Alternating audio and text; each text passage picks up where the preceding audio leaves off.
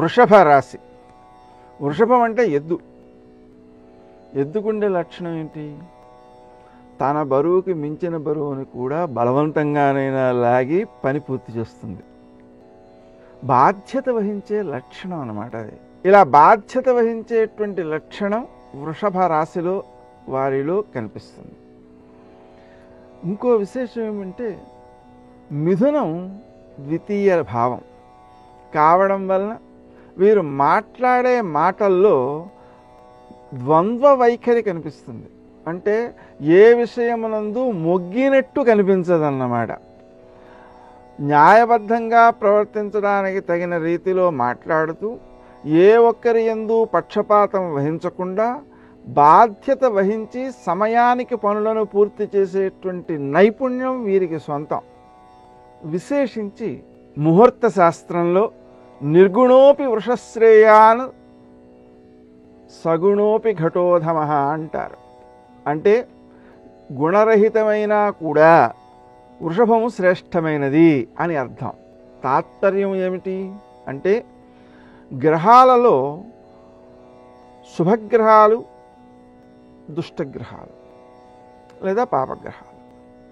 శుభగ్రహాలు, పాపగ్రహాలు అనేటువంటి విభజనలో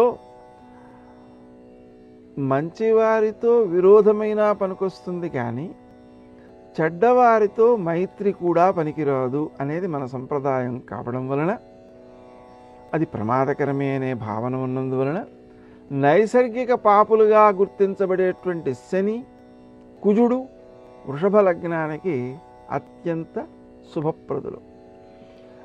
అలాగే క్రూరుడుగా గుర్తించబడిన రవి కూడా అత్యంత శుభప్రదుడు. ఎప్పుడైతే పాపగ్రహాలు 3 సానుకూల వైఖరితో ఈ లగ్నం వారికి ఉన్నాయో, ఇక మంచివాడు ఉన్నాడు చూసారు, ఆ మంచి గ్రహాలు అనేటువంటివి విరోధ గ్రహాలైనా కూడా వీళ్ళకి చేసే అపకారం ఏమీ ఉండదు. కాబట్టి ఎక్కువ మందిని ఆకట్టుకోవడం, ఎక్కువ మందితో సంబంధం కలిగి ఉండడం, స్నేహ సంబంధాలకు ప్రాధాన్యం ఇవ్వడం ఈ రాశి వారికి ప్రత్యేక ధర్మం. తాము చేసేటువంటి పని 10 మందికి పనికొచ్చేలా చేయడం అనేది ఇంకో విశేషం. లోకంలో ఏ పని జరగాలన్నా కాంట్రాక్టర్ ప్రధాన బాధ్యత వహిస్తూ ఉంటాడు. అంటే ఆ పనికి తాను బాధ్యత వహించి పని పూర్తయ్యేలా సమయానికి చేయడం అనేది కాంట్రాక్టర్ యొక్క లక్షణం. ఆ కాంట్రాక్టర్ ఒక్కడూ లేకుండా సమాజాన్ని ఊహించుకుని చూడండి, ఏ పనులు అక్కడే ఉంటాయి. తాత్పర్యం ఏమిటి అంటే బాధ్యత వహించడం, ఏ విషయాన్ని తాము విన్నా దాన్ని రహస్యంగా మనసులో దాచుకోవడం, లక్ష్య సాధన విషయంలో ఎంతకాలం పట్టినా కష్టమైనా లెక్క చేయకుండా లక్ష్యసిద్ధిని పొందడం, పొరపాటు లేకుండా తన ప్రాచీన అనుభవాన్నంతని రంగరించి సరి అయినటువంటి విధానంలో ప్రణాళికలను సిద్ధం చేయడం, వాటిని సకాలానికి అమలు చేసి జయాన్ని సాధించడం, కాలానికి ప్రాధాన్యం ఇవ్వడం, ఇతరుల తప్పులను గ్రహించడం విషయంలో నైపుణ్యం ఉన్నా కూడా అవసరమైన చోట మాత్రమే ఎదుటి వ్యక్తిని మార్గంలో పెట్టడం కోసం మాత్రమే దానిని వ్యక్తీకరించడం, తక్కిన సందర్భాలలో దాన్ని నిగూఢంగా దాచేయడానికి కూడా సిద్ధపడడం, సూక్ష్మ విషయాలని కూడా చాలా నైపుణ్యంతో గ్రహించడం. అంటే ఎదుటి వ్యక్తి మాట్లాడుతున్నాడు అనుకోండి, మాట్లాడుతుంటే చెప్పే మాటలు వినేవాళ్ళు చాలామంది ఉంటారు. కానీ ఆ మాట వీడెందుకు మాట్లాడాడు, దీని వెనకాల ఉన్న భావం ఏమిటి, వీడి ఉద్దేశం ఏమిటి మొదలైన విషయాలని కూడా కనిపెట్టగలిగినటువంటి నేర్పు వీరిలో మనకు కనిపిస్తుంది. ఎంత శ్రమకు ఓర్చుకున్నా సరే ఆ శ్రమకు ప్రాధాన్యం ఇవ్వకుండా లక్ష్యానికి ప్రాధాన్యం ఇచ్చే లక్షణం అన్నమాట. అది పూర్తిగా ఎద్దు దగ్గర ఉండేటువంటి లక్షణమే. విశేషం ఏంటంటే ఎద్దు బండి మీద గడ్డి వేసి తీసుకెడుతున్నాం. ఆ గడ్డి తినడానికి ఏమాత్రం ప్రయత్నం చేయదు, పని అందే శ్రద్ధ చూపిస్తుంది. ఆ లక్ష్యం నెరవేరిన తర్వాత దాని ముందు వేసిన గడ్డిని మాత్రమే అది తింటుంది. చూసారా? అంటే అందుబాటులో ఉన్నా సరే సౌకర్యాలను వెచ్చించకపోవడం, వాటి కోసం సమయాన్ని వెచ్చించకపోవడం, లక్ష్య సాధన విషయంలో తన సుఖాలను కూడా విడనాడడం ఈ రాశి వారికి ఉండే ప్రత్యేక లక్షణం. కాబట్టి సమాజానికి ఉపయోగపడడంలో వీరు ఎక్కువ శ్రద్ధ చూపిస్తారు. సుఖము, అలాగే పరిశుభ్రత, ఇంద్రియ తృప్తి, రుచి అనేటువంటివి ఏవైతే ఉన్నాయో వాటికి ఒక వైపున ప్రాధాన్యం ఇస్తూనే పని దగ్గరకు వచ్చాడు మాత్రం తన స్వసుఖానికి ఏమాత్రము ప్రాధాన్యం ఇవ్వరు.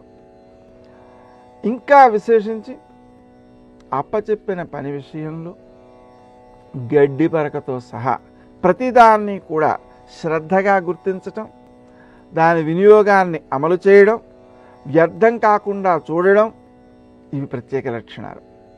స్థిర రాశి కూడా కావడం వలన ఈ రాశి వారిలో స్థిరమైన స్వభావాలు ఉంటుంటాయి. అంటే ఒకసారి ఒక వ్యక్తిని గురించి ఒక అభిప్రాయాన్ని పొందారు అంటే అది మార్చడం చాలా కష్టం. తరచుగా మార్పులు చెందడం వీరికి ఇష్టం ఉండదు. కానీ అతి శ్రమ, అతి భోజనం ఇవి రెండు వీరికి అనారోగ్య కారణాలు అవుతుంటాయి. వ్యాయామానికి వీరు ప్రాధాన్యం ఇవ్వడం కష్టం, కానీ దాన్ని అమలు చేయడమే వీరి ఆరోగ్యానికి ప్రధాన సూత్రం. అందువలన వ్యాయామ ప్రాణాయామాలకు వీరు ప్రాధాన్యం ఇచ్చినప్పుడు అనారోగ్యాలకి చాలా దూరంగా ఉండగలుగుతారు.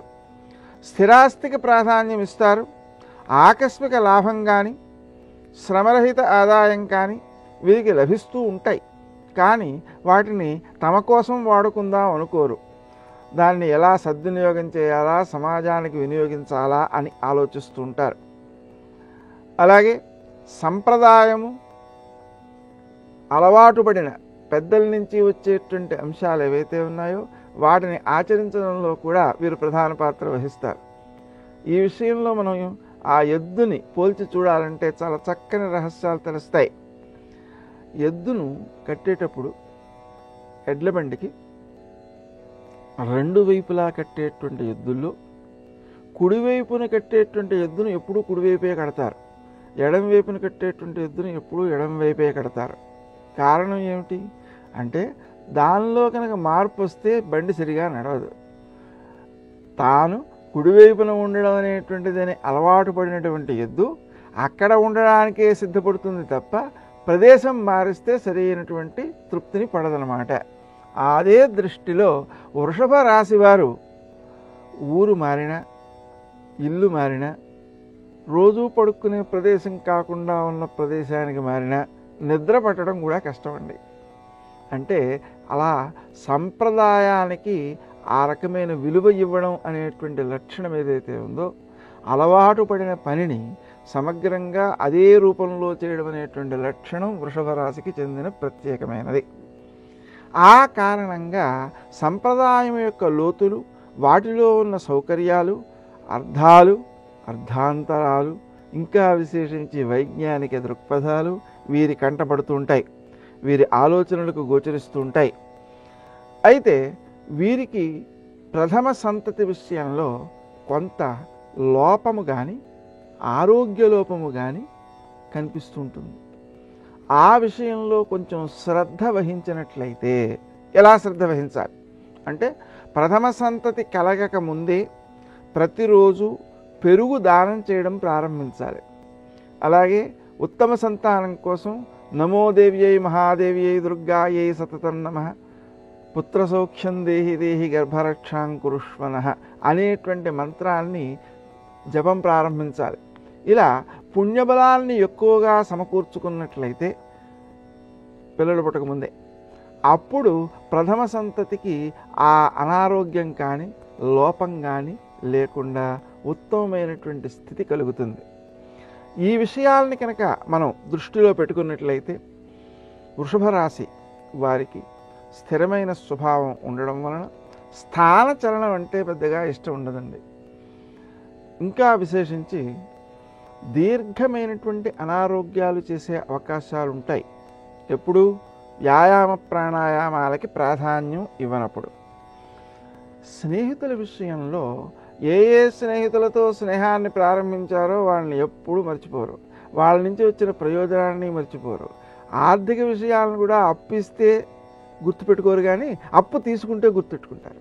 వారు ఎవరి దగ్గర అప్పు తీసుకున్నారో వారికి అప్పు తీరిస్తే కానీ ప్రశాంతి లభించదన్నమాట. అలా ఈ వ్యక్తులు ప్రత్యేకమైన స్వభావం కలిగిన వారై నలుగురికి ఉపకరించేవారుగా ఉంటూ ఉంటారు. అదేవిధంగా సుందరమైన స్వరూపం, కాంతివంతమైన కన్నులు, ఉన్నతమైన భుజములు, పుష్టి కలిగినటువంటి శరీరం, గంభీరమైనటువంటి కంఠస్వరం ఇవన్నీ ఉన్నా హృదయం మాత్రం కొంచెం బలహీనమైనది. అంటే అర్థమేమిటి? ఎదుటి వ్యక్తి యొక్క కష్టాలకు కరిగిపోవడం అనేటువంటిది మానసిక భావన అయితే, రెండో కోణంలో వీరు వ్యాయామాధికాన్ని సక్రమంగా నిర్వర్తించనప్పుడు హృదయ కోశం కూడా బలహీనపడేటువంటి అవకాశాలుంటాయి. విశేషించి దీనికి మూల కారణం ఏంటంటే, తమ మనస్సులో ఉండే భావనలను ఇతరులకు తెలియకుండా ప్రవర్తిస్తుంటారు. ఈ దాపరికం ఏదైతే ఉందో అది హృదయానికి భారాన్ని సమకూర్చి పెడుతుంది. తద్వారా హృదయ సంబంధమైనటువంటి అనారోగ్యాలు వచ్చే అవకాశం ఉంటుంది. కానీ వ్యాయామ ప్రాణాయామాలు చేస్తున్నంతసేపు ఆ అనారోగ్యాలకు అవకాశం లేదన్నమాట. ఈ రాశి వారికి ఉన్న ప్రత్యేకమైన గుణం ఏంటంటే ఓర్పు. అంటే శరీరానికి బాధ కలిగినా దాన్ని ఓర్చుకుంటారు, మనస్సుకి బాధ కలిగినా ఓర్చుకుంటారు, ఇతరుల ప్రవర్తన తనకు కష్టాన్ని కలిగించినా ఓర్చుకుంటారు. ఈ ఓర్పును మనం ఆధ్యాత్మిక దృక్కోణంతో గమనించినప్పుడు మోక్షానికి ఉపకరించేటువంటి ప్రత్యేక లక్షణం కలిగినదవుతూ ఉంటుంది. వీరికి దానం చేయాలని మానసికంగా ఉన్నప్పటికీ ఖర్చు విషయంలో ఒక ప్రత్యేకమైన నియంత్రణ కలిగిన వారి ప్రయోజనాత్మకమైన ఖర్చులే చేస్తున్నందువలన ఆ దానం విషయంలో కూడా కొంతవరకు చేద్దామనుకున్నంతగా సాగదు అని చెప్పాలి. వీరికి ముఖంలోనే తమ భావాలను నిక్షిప్తం చేసుకునేటువంటి ప్రత్యేక లక్షణం ఉంటుంది. అంతేకాకుండా ప్రతి వ్యక్తి యొక్క మాటను, వారి యొక్క దుఃఖాలను గమనించేటువంటి లక్షణం ఉంటుంది. తద్వారా ఎదుటి వ్యక్తులు అడగకపోయినా సరే వారికి అవసరమైన సహాయాన్ని అందించడంలో ముందంజ వేస్తారు. ఇంకా విశేషించి ధనము ఆకస్మికంగా లభించినప్పటికీ దాన్ని స్వప్రయోజనాలకి వాడుకోని లక్షణం అధికంగా ఉంటుంది. వీరికి ఓర్పు ముఖ్య లక్షణమే అయినా కూడా కోపం కూడా తీవ్రంగానే ఉంటుంది. అంటే అర్థం ఏమిటి? సామాన్యంగా కోపం రాదు. ఒకవేళ కోపం వచ్చిందంటే దాన్ని చాలా కాలం వరకు మరిచిపోరన్నమాట. ఒక వ్యక్తి వలన మనకు ఇబ్బంది కలిగింది అంటే ఆ వ్యక్తితో మళ్ళీ మాట్లాడడం కూడా చాలా కష్టంగానే ఉంటుంటుంది. ఇలా ఈ వృషభ రాశి వారు ముఖ్య ప్రవర్తనతో అందరినీ ఆకట్టుకునేవారుగా ఉంటూ తొందరపాటు కానీ స్వలాభం కోసం మార్గాన్ని తప్పడం కానీ లేని పరిస్థితి వలన ఎక్కువ మందికి విశ్వసనీయులుగా ఉంటూ ఉంటారు. ఒక ఎద్దు ఉందనుకోండి, ఆ ఎద్దుకున్న ప్రత్యేక లక్షణం ఏంటి? అసలు ఎందుకు ఎద్దుని కట్టుతారండి బండికి ప్రాచీనంలో? అంటే గత కాలంలో అడవుల్లో నుంచి ప్రయాణం చేసేవారు. అలా ప్రయాణం చేసేటప్పుడు ఒక సుమారు 2-3 కిలోమీటర్ల అవతల కనుక పులి ఉన్నట్లయితే ఆ పులి యొక్క నోటి వెంట ఒక వాసన వస్తుంటుంది. ఏం వాసనది అంటే మాంసాహారం రోజు తింటుంది. ఆ తిన్నప్పుడు కొన్ని పదార్థాలు పళ్ళ మధ్య ఇరుక్కుంటాయి. ఆ ఇరుక్కున్న వల్ల ఆ నోట్లోనే ఆ మాంసం కుళ్ళుతుందన్నమాట. దాన్ని తొలగించుకోవడానికి మనం పాపం పళ్ళు తోముకోదు కదండి అది. కాబట్టి ఆ కుళ్ళిన మాంసం యొక్క వాసన ఈ ఎద్దు పసిగడుతుంది. పసిగట్టినందువల్ల 2 కిలోమీటర్ల దూరంలో ఆ పులి ఉన్నా కూడా అక్కడి నుంచి ఇంకా ముందుకు కదలదు, వెనక్కే పెడుతుంది కానీ ముందుకు వెళ్ళదనమాట. అందుకని తమ యొక్క రక్షణకు ఉపకరిస్తుందనేటువంటి భావనతో ఎద్దును బండికి కట్టుకుని ప్రయాణం చేసేవారన్నమాట. దీని కూడా మనకి ఏం తెలుస్తుంది అంటే వృషభ రాశి వారిలో కూడా రాబోయేటువంటి ఇబ్బందిని కష్టాన్ని ముందుగా గుర్తించే పసిగట్టే లక్షణం ఉంటుంది. ఆ లక్షణం వలన ఈ వృషభ రాశి వారు తమకు వచ్చినటువంటి ఆలోచనలలో ఏదైతే కీడించి మేలంచమంటారో అటువంటి కీడుకు సంబంధించినటువంటి ఆలోచన ఏ కొంచెం వచ్చినా వారు దాన్ని నమ్మవచ్చు. అందువలన వృషభ రాశి వారిని ఎవరైనా సలహా అడిగినట్లయితే వారి ఆలోచన అలా దీర్ఘకాలం కొనసాగి రాబోయేటువంటి కష్ట నష్టాలను ముందుగా చెప్పేసే లక్షణం ఉంటుంది. కాబట్టి వృషభ రాశి వారి సలహాను పాటించడం వలన మనం కూడా అభివృద్ధిని సాధిస్తాం.